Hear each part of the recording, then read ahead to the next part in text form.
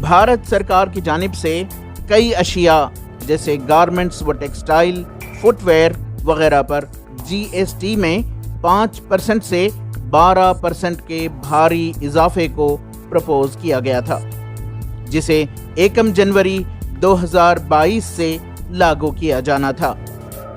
नरेंद्र मोदी की हुकूमत के इस इक़दाम से नाराज़ Bengaluru wholesale cloth merchants association ने इसकी शदीद मुखालिफत की, एहतजाजात किए और कहा कि इसका असर बराह रास्त कंज्यूमर पर पड़ेगा।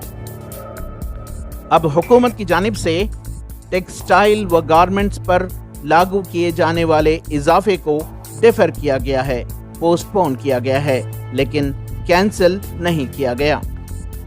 इस सिलसिले में बात करते हुए Bengaluru wholesale cloth merchants association के प्रेसिडेंट प्रकाश पिरगल ने इत्मीनान का इजहार किया कि उन्हें तकरीबन 3 महीनों का वक्त मिला है और वो हुकूमत के इस अवाम मुखालिफ पॉलिसी के खिलाफ अपनी जद्दोजहद को मजबूत करेंगे।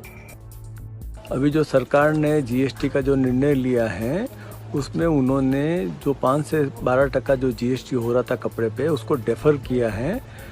हम इसके लिए सरकार का बहुत बहुत धन्यवाद देते हैं, लेकिन इसमें एक बात ये भी बाकी रह गई है कि इसको हटाया नहीं गया है, इसको डिफ़र किया है।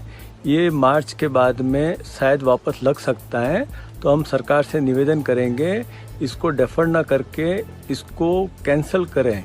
ये बिल्कुल कपड़ों वालों के लिए और जो कंज्यूमर हैं उनके लिए काफ़ी तकलीफदेह होगा। मेहरबानी करके इसको डेफर ना करके इसको कैंसिल करें, ये हमारा खास करके निवेदन है। मैं सरकार ने जो इसको डेफर किया है, हमको जो राहत दी है उसके लिए पुनः एक बार धन्यवाद।